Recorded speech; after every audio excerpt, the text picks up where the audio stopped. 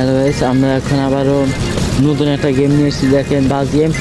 এই রাস্তাটা অনেক ভয়ানক, কখন যেন আমার বাসটা ভেঙে যায়। হালকা করে টান, আবার হালকা করে দিক চলে যাচ্ছে, হালকা হালকা হালকা করে যাবে এখন। হ্যাঁ, এই ভাই পরে উল্টে গিয়েছিল।